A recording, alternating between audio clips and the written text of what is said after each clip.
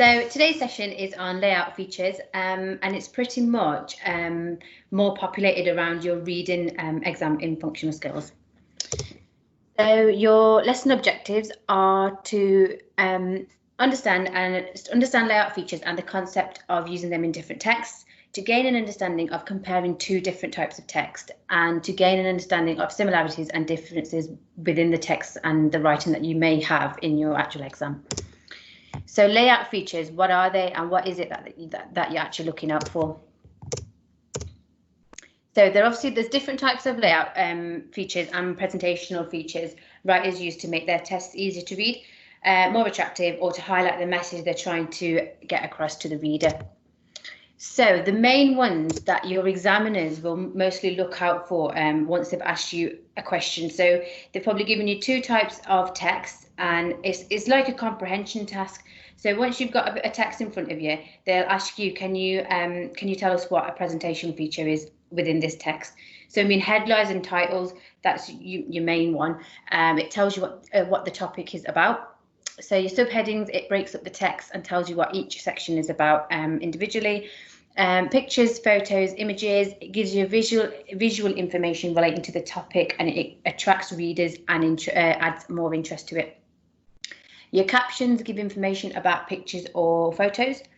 Straplines are given more information about the text. Sometimes it's just a short summary.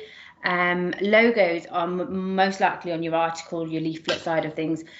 So it advertises or shows what company is involved. Your bullet points and numbered points obviously are a list to summarize key information, and your bullet points is another one that examiners normally look out for as one of your main features. Paragraphs break up the text into readable sections. You have spacing, which makes the text obviously attractive to read, interesting, and it is broken up. So obviously if you have a large piece of text in front of you and it's not broken up into small paragraphs, I know for myself it'll put me off reading it, because I don't like reading a lump of writings. I like it broken up. And again, your examiner, when they're reading your work, they want to see that you've got paragraphs and spacing in that writing. So the writing they'll deliver in your reading exam, again, it should have spacing and paragraphs in there as well. Colour obviously adds interest and makes the text attractive. Text size highlights keywords, phrases, or points. Different fonts add variety and highlights words, phrases, or information. Bold, underlining, and italics also highlights words, phrases, or information. And the bold feature, that's normally one that is picked out again as one of the main ones from your examiner. And then the last one is your text boxes. So separate particular pieces are or sections of the text. And again, once you've highlighted a feature, obviously it may ask you, can you explain why this is used or why you picked this point up, and further on in the presentation I'll give you an example and you'll see what the understanding of it is and why they're asking you for both, not just the feature but an example of it as well. I hope that's okay. So the next part is recognizing presentational features. So texts which use headings, bullet points, and colour are known as presentational features, layout features, or organisational devices. So writers use these types of features to support the reader understand the text with ease, as well as making the purpose clear to what it is that they're trying to say, what message they're conveying. Reading for detail. It is important for some texts to include particular detail. So while some texts only need to include the main points, others need specific details. So for an example, a writer might add details for a report to make it more thorough or useful. And again, they're the kind of points that your examiner will look at for clarification. So using more than one text, this is your level 1, but mostly level 2 criteria, and it will ask you to look at similarities and differences between two types of text in your reading exam. So you could be asked to compare two different texts, or you might need to compare the information that the reader's given or the ideas and the opinions that they're trying to express. So an example of it, this is actually from the City and Guilds functional skills book itself. So I know it will link into the exams that we hopefully sit at the end of the course. So text A is obviously about volunteers needing, so stressing about a job, a company's here to help. Don't worry, our commitment free. We're commitment free and voluntarily positions. Take the stress off trying something new. Try them and find a career you love today. And then obviously you've got contact details. Text B is careers advice monthly. So starting out in the world of work doesn't have to be scary. Here are some helpful tips to get you started, and then you've got your bullet points.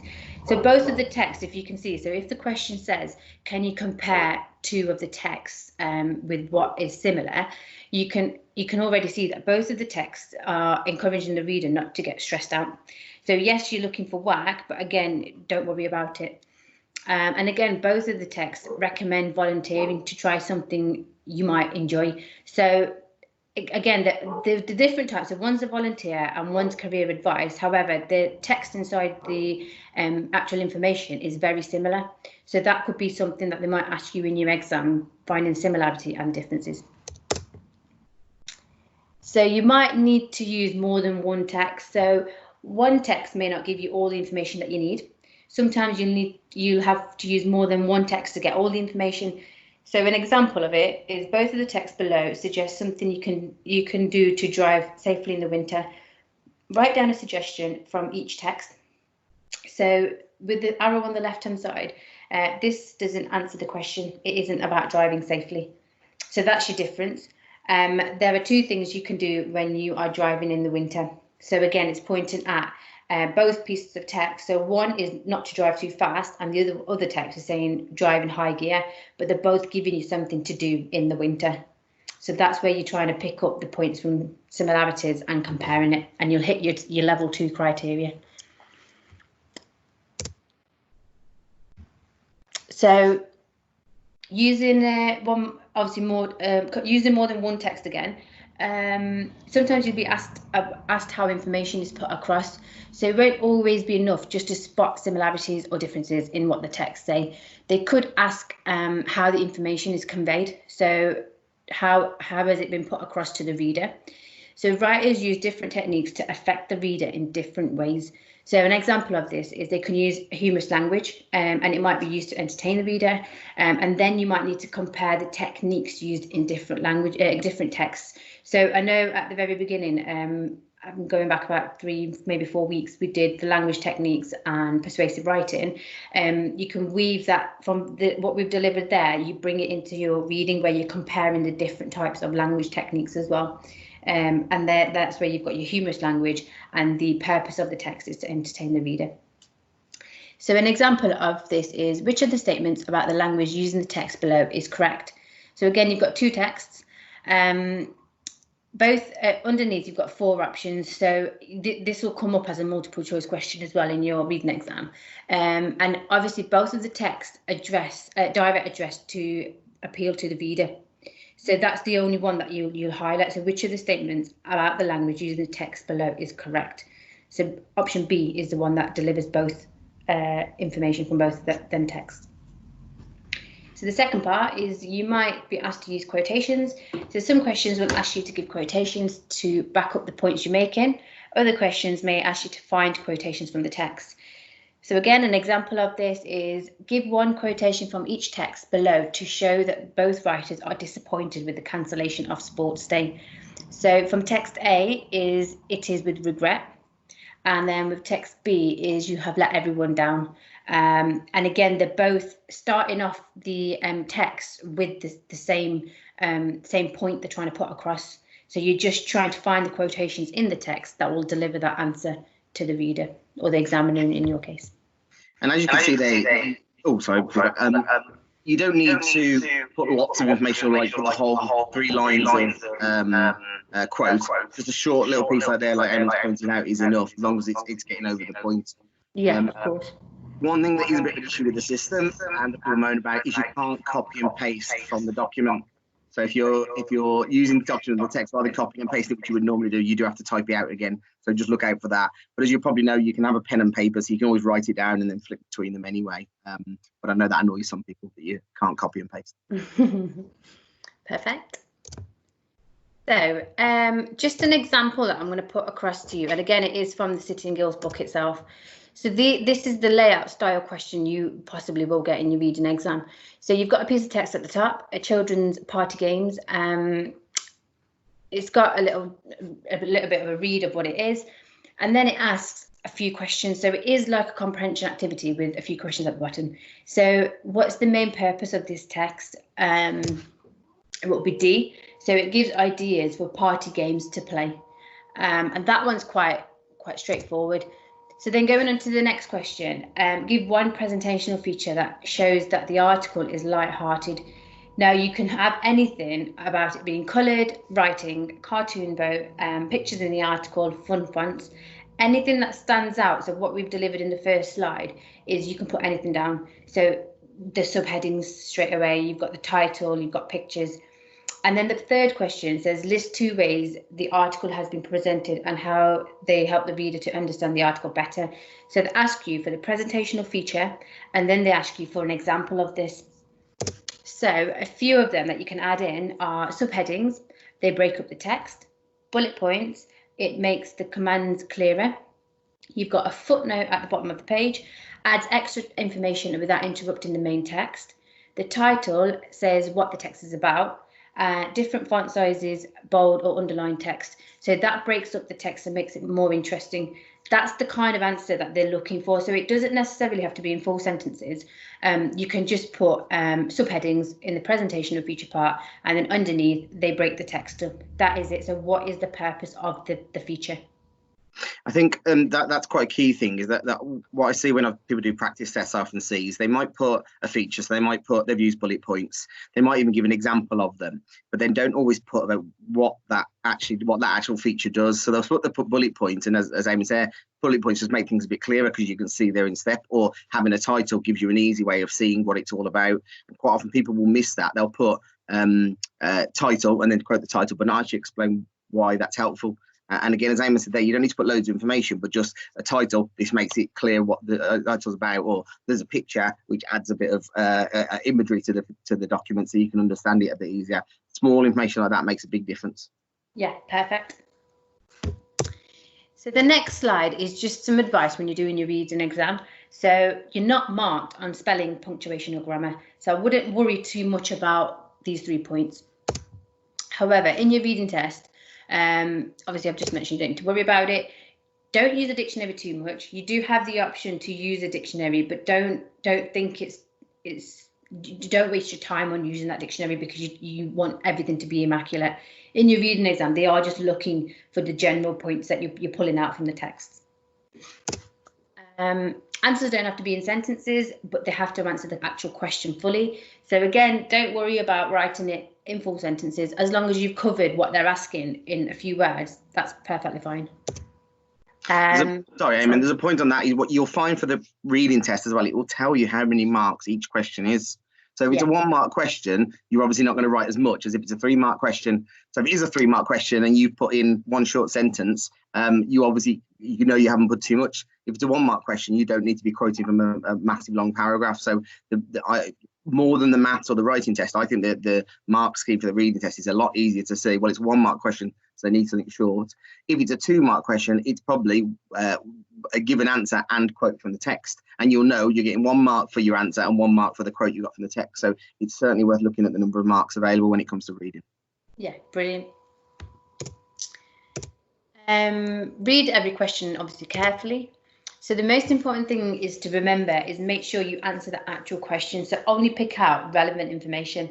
And I do know, with Paul mentioning the more marks your question is, the more detail you're going to add. And sometimes I know in previous jobs when I've marked learners' work, people go off on a tangent and they don't actually answer the question. So they might fill in all the space that they've provided, but they don't actually answer the question. So make sure once you've written what you've written, once you've answered the question, what you've written, go back and read it. So actually it does relate to the question and you've not just gone and written anything for the sake of writing. Just make sure it is relevant for the information. So check each question to make sure you're using the correct document, because that itself can get confusing. So if it was paper-based, you can have them both in front of you and that's not a problem. With it being online, you have to open each document. Just make sure you don't get yourself confused and mixed up, and obviously then you get yourself in a bit of a faff. So try and have them both separate and look at them at different paces. Make sure to check whether you need to compare more than one document. So use your time sensibly, spend more time on questions with obviously more marks. So if you're stuck on a 1 mark question and you sat there for 10, 15 minutes and thinking, oh, I really can't find this, move on to the next question.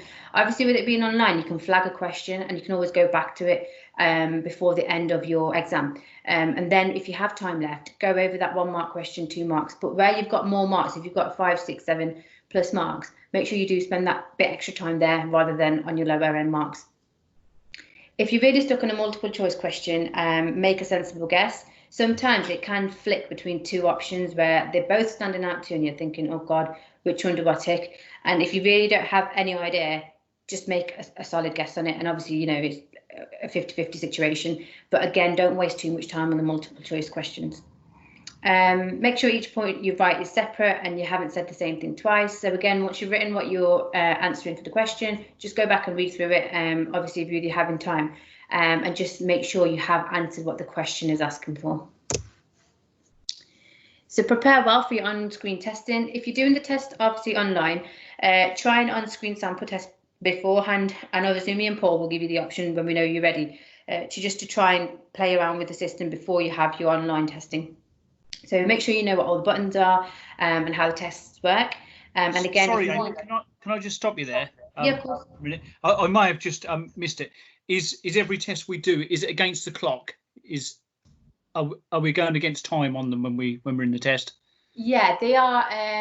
Correct me if I'm wrong, Paul. Your reading exam's an hour from what I looked at last night. Okay, yeah, so that's why you're saying don't spend too much time on one thing. We've got to keep moving.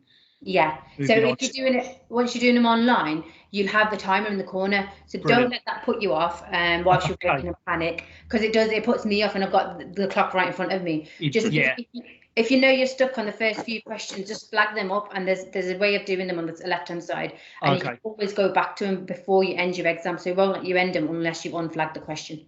No, brilliant. Okay, that makes sense. Yeah, thank you. Perfect. No problem. And I know it's very easy to say sitting here now, but we do tend to find an hour for reading test is about right. You're not going to be finished after 20 minutes, but also it's rare, and say famous last words, but it's rare that somebody is typing till the last second in the reading test and runs out of time. Writing that can happen, and maths that can happen, but reading, I think an hour is about right. As Amy said, you've got 2 documents and I think it's 15 questions. So you can sort of think about how much time you've got. As Amy said as well, the documents stay on the screen, so you don't even have to read them and memorize them at the start. You've got them there throughout. But an hour is about, I'm not saying it's super generous, but it's about the right amount of time that you need. But you can come back on previous answered questions, and you can indeed, yeah. As Amy also said, the practice test system we use is exactly the same software. So you can see how you flag a question. Now you go forwards and backwards. When you get to that stage of practice test, the practice test system actually gives you 4 hours to do the test, because obviously it wants you to test your ability rather than worrying too much about the time at that stage. Exactly. So in terms of knowing the buttons, what I always say to people is do that in your practice test. If you're not sure what a button does, click it during your practice test and see if it does anything that will help you. So rather than doing that in the real test and wasting time or losing something, you may as well do it in the practice test, and there'll be plenty of chance to do that. Good. Okay, that's good to know. Thank you. No problem. So overall, obviously it is a very short PowerPoint, but because the reading itself is more comprehension based. If you do have any questions after this, me and Paul are more than happy to answer them. So with this PowerPoint, you'll obviously have an understanding of layout features and the concept of using them in text. Understanding of how to compare text, and the understanding of similarities and differences. So if you are doing the level 2 paper, and it is actually in the level 1 as well, the last 2 points, they're comparing text and similarities and differences, they will ask you towards the end of the question. So it's more your 7, 8 and 9 and questions to say, actually, can you compare these 2 texts and tell us what the similarities are of it and what the differences are, or maybe, what is the text trying to tell us, pull out a quotation from it.